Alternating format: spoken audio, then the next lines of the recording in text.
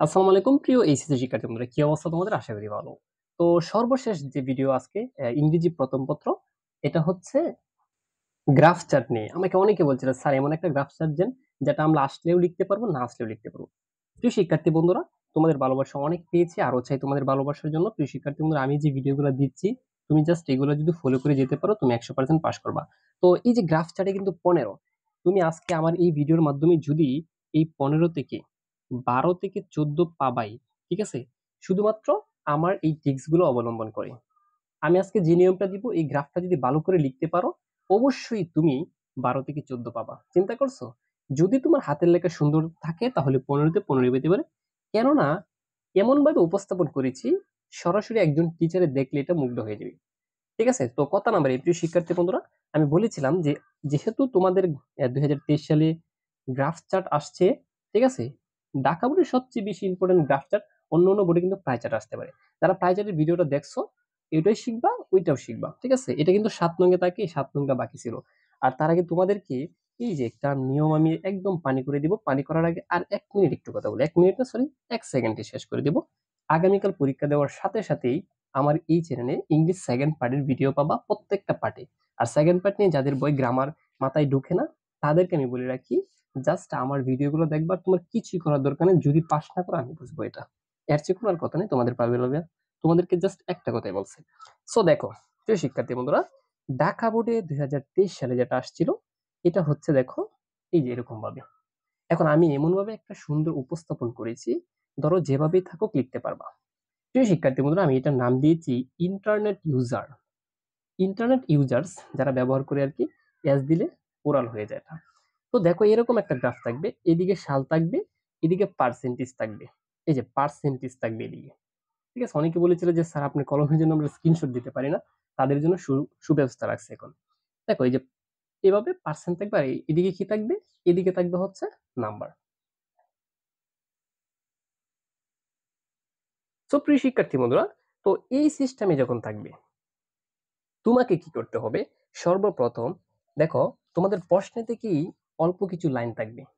অল্প কিছু লাইন প্রশ্ন থেকেই থাকবে, এই প্রশ্ন থেকেও লিখতে পারবা। কেমন দেখো, দ্য গ্রাফ, এই যে দেখাচ্ছি, the graph chart shows the choice of profession my educated people in our country. ঠিক আছে, মানে এই গ্রাফে দেখা যাচ্ছে এডুকেটেড কিছু মানুষ যারা বিভিন্ন পেশায় আছে, জড়িত আছে। ঠিক আছে, তো প্রিয় শিক্ষার্থী এরকম ভাবে একটা লাইন থাকবে। তো তুমি এই লাইনটা ইচ্ছা করলে দেখে লিখতে পারবা। এখন আমরা শুরু করি, যেমনি লিখবা তুমি শুরুতেই লিখবা। দেখো বলে রাখি, এখানে কিন্তু তোমরা কালারিং পেন ব্যবহার করবে না। আমি তোমাদেরকে বোঝানোর জন্য সুন্দর লেখাগুলো যাতে ভাষে সরাসরি ঝাপসা না হয়, এজন্য আমি এটা ব্যবহার করছি। দা গ্রাফ শোজ, এটা প্রশ্নতে দেওয়া থাকবে। টিচারে কিছু লেখার জন্য তোমাকে এমনিতেই নাম্বার দিয়ে দিবে। এই যে এগুলো হচ্ছে এক্সট্রা লেখা। দা গ্রাফ শোজ, এটা লিখবা প্রথমে। দা গ্রাফ শোজ মানে গ্রাফে দেখা যাচ্ছে। The number of internet users of Bangladesh. ঠিক আছে, বাংলাদেশে ইন্টারনেট ব্যবহারকারীর সংখ্যা। The number of internet, internet এর সংখ্যা, ইউজার্স মানে ব্যবহারকারী, ইন্টারনেট ব্যবহারকারীর সংখ্যা অফ বাংলাদেশ, বাংলাদেশের। এখান থেকে এই পর্যন্ত বুঝছো কিনা ডান লিখলে জাস্ট আমাকে জানিয়ে দাও। ঠিক আছে, the graph shows the number of internet users of Bangladesh. এটা প্রত্যেকটাতে লিখতে পারবা, কারণ বাংলাদেশ সম্পর্কে আসতেছে। ঠিক আছে, শেষ। তারপর according to the graph, according to the graph, এই যে আরেকটা টাইটেল দেখো, according to the graph, graph অনুসারে তখন একটা কমা দিবা।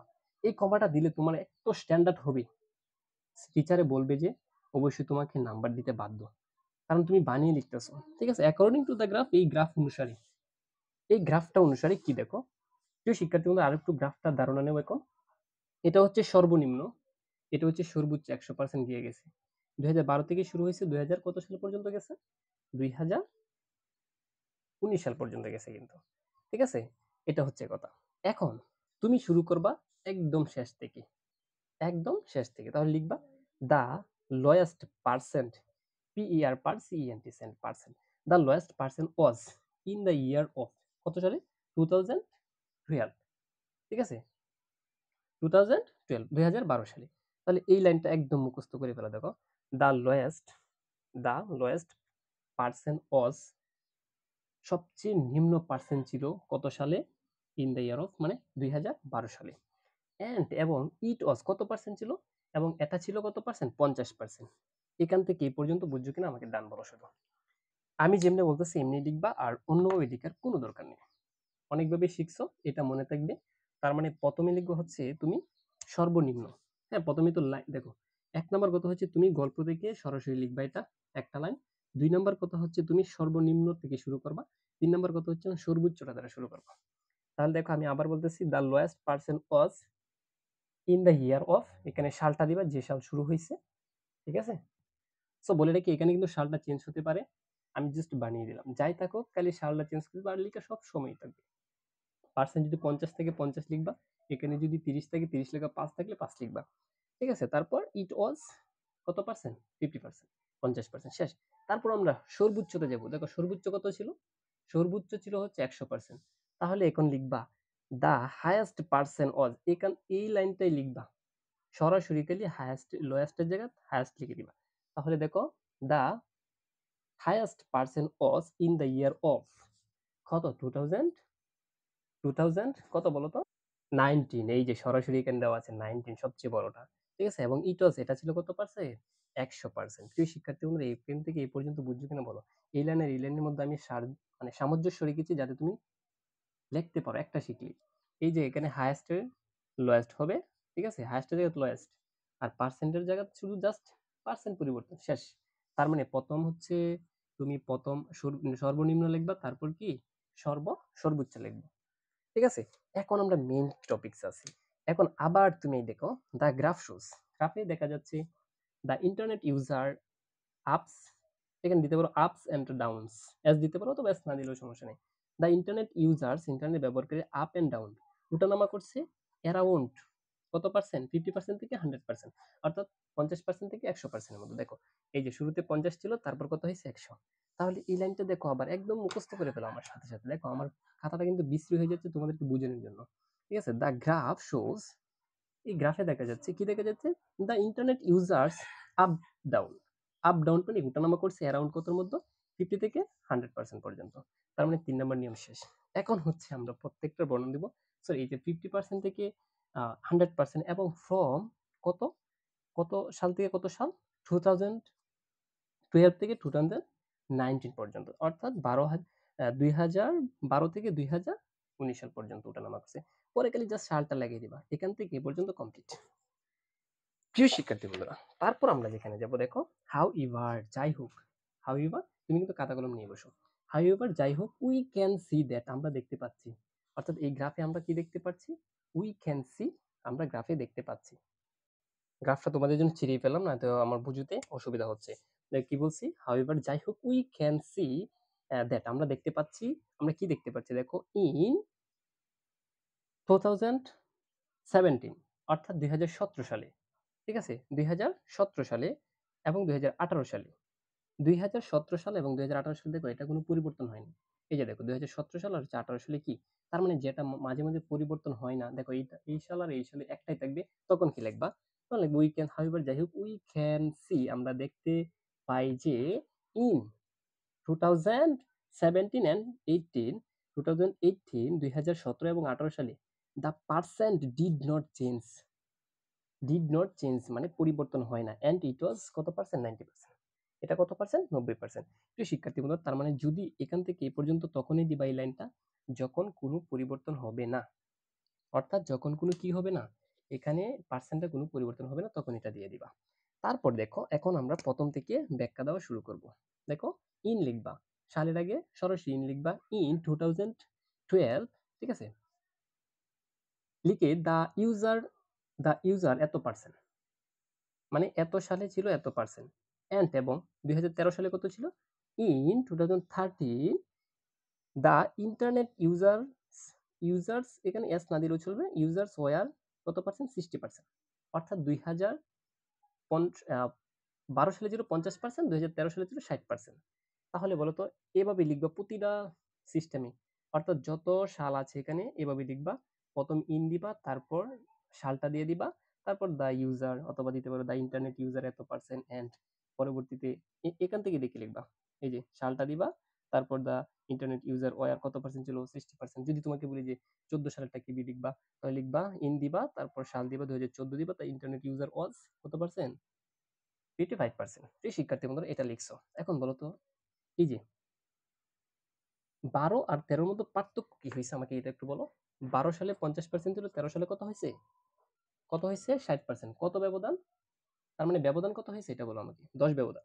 এই 10 ব্যবধান তুমি কেমনে লিখবা, এখন দিকো তুমি টেকনিক কারে কই, টেকনিক কারে কই দেখো, ডিউরিং দিস পিরিয়ড বা ডিউরিং দিস টাইম, অর্থাৎ এই সময়ে, ঠিক আছে, জাস্ট আমি একটু দেখাচ্ছি এটা, এই সময়ে, কোন সময়ে, মানে এই 2012 এবং 13 সালে। তাহলে যখন তুমি কোনো সময় লিখবা তখন হচ্ছে ডিউরিং দিস টাইম অথবা পিরিয়ড লিখলে চলে। ডিউরিং দিস পিরিয়ড, এই সময়ে দ্য ইউজার ভ্যারাইট, ভ্যারাইট মানে ভিন্ন হয়েছে, ভিন্ন হয়েছে ফ্রম কত পার্সেন্ট, 10%। তার মানে যদি উঠানামা করি তখন এই লাইনটা এইভাবে লিখবা, ডিউরিং দিস টাইম, এই সময়ে দ্য ইউজার, দ্য ইউজার ভ্যারাইট ভিন্ন হয়েছে, মানে অন্যরকম হয়েছে কত, ফ্রম 10%, যত পার্সেন্ট হয় তত পার্সেন্ট। অর্থাৎ এটার এটার মধ্যে পার্থক্য একটা সৃষ্টি করে দিলাম, ঠিক আছে। তারপর তুমি যেটা লিখবা, আবার শুরু করছো এখন প্রিয় শিক্ষার্থী বন্ধুরা, প্রথম এইটার এই যে প্রথম 12-13 তুলনা করবা, এখন 13 আর 14 তুলনা করবা, পরে 14 আর 15 তুলনা করবা, 15 আর 16, এইভাবে খালি লিখতেই থাকবা। আমার এই টিক্সে, কোন টিক্সে জানো, এই যে এখান থেকে যে শুরু করছিলাম না, দেখো এই যে এখান থেকে এই পর্যন্ত, ভালো করে বুঝো, নোট খাতা করে রাখো, একটা লিখলে তুমি হাজার হাজার 3 পৃষ্ঠা বানিয়ে লিখতে পারবা। এখান থেকে এই পর্যন্ত জাস্ট সব নিয়ম ঠিক থাকবে, খালি কত পার্সেন্ট বাড়ছে কমছে এটা জাস্ট লিখিয়ে দিবা, তাহলে শেষ। প্রিয় শিক্ষার্থী, আবার আমরা লিখতেছি, দেখো যে আমি এটা একটু স্পষ্ট করে রাখি এভাবে। এখন আমি 13 সালের বর্ণনা নিব, তাহলে আমি বলছিলাম ইন, তারপর কি 2013 দা ইউজার ওয়াজ কত পার্সেন্ট ছিল, 60%। এন্ড এটা সাল কত ছিল, ও সরি, এখানে দুইটার যেহেতু পরিবর্তন করতেছি আমরা, 13 সালেরটা দেখছি, এখন আবার 14 সালেরটা লিখলাম। দেখো এটার এটার মধ্যে কি পার্থক্য, কোনো পার্থক্য নেই, জাস্ট এখানে ইউজার, এখানে ওয়ার, ওয়ার হবে, এখানে জাস্ট ওয়ার বসিয়ে দিবা, এস না দিলে ওয়ার দেওয়ার দরকার নেই এটা আর কি। তাহলে ইন 2014, হ্যাঁ ঠিক আছে, 14 দা ইউজার ওয়ার কত পার্সেন্ট ছিল, 55%, ঠিক আছে। তো দেখো তাহলে এখান থেকে এই পর্যন্ত এই দুইটার মধ্যে, এই দুইটা সালের মধ্যে কত পার্সেন্ট ব্যবধান হয়েছে, তাহলে এটা জাস্ট তুমি লিখবা অন দিস টাইম, এই সময়ে, on this time the user ভ্যারাইড from, ভিন্ন হয়েছে কত পার্সেন্ট, 5%। এভাবে প্রিয় শিক্ষার্থী বন্ধুরা তুমি প্রত্যেকটা বর্ণনা লিখে যাবা, লিখে যাবা, শেষ করবা 3 পাতা হবে অন্তত পক্ষে, 3 পৃষ্ঠা হবে, সরি। প্রিয় শিক্ষার্থী বন্ধুরা কেমন লেগেছে, অবশ্যই যদি ভালো লাগে, যে কোনো কিছু আসলেই তুমি এভাবে লিখতে পারবা। এই যে দেখো 2023 সালেরটা এখন তুমি এমনিতেই পারবা, farming, business, government job, resource, banking, teaching, এগুলো পার্সেন্ট বাড়ছে, তাহলে জাস্ট সালগুলো উল্লেখ করে দিলা, অথবা সাল যদি না থাকে সাল না দিলা, এটা থেকে এটা বাড়ছে কত পার্সেন্ট, কত পার্সেন্ট, আবার ডব দিছে, আবার জাস্ট এটার সাথে এটা তুলনা করে দিবা। এইভাবে আনসার করতে হয় প্রিয় শিক্ষার্থী। তোমরা গ্রাফ চার্ট একটা লিখলেই চলবে, না আসলেও তুমি এই সিস্টেমে আসলেই আমার এই নিয়মটাতে তুমি লিখতে পারবা। আমি আবারও স্মরণ করিয়ে দিচ্ছি তোমাদেরকে, তুমি প্রথমে কি করবা বলো তো, লিখবা হায়েস্ট, প্রথম 1 নাম্বার কি, হায়েস্ট না লোয়েস্ট, LOEST, লোয়েস্ট, তারপর তুলনা করবা হায়েস্ট, তারপর কি হায়েস্ট, তারপর লোয়েস্ট আর হায়েস্টের মধ্যে কি একটা পার্থক্য সৃষ্টি করবা, ঠিক আছে, ভ্যারাইট, BARIED, ভ্যারাইট মানে কত পার্সেন্ট ভ্যারাইট হয়েছে। এই 3টা জিনিস পারলে তুমি গ্রাফ চার্ট যে কেউ পারবো। প্রিয় শিক্ষার্থী বন্ধুরা কেমন লাগছে ভিডিওটা, যদি ভালো লাগে পরবর্তী প্রত্যেকটা পরীক্ষার এরকম টিপস পেতে তোমার এইচএসসি 2000, এইচএসসি বলো, এইচএসসি 2024 সালে তো ভিডিওটা যারা দেখছো, 24 সালে পাশ করা দেখতো আমার, যদি জাস্ট আমার ভিডিওগুলো দেখো। আজকের এই ভিডিওটা এই পর্যন্তই, দেখা হবে অন্য কোনো একটা ভিডিওতে আগামীকালে।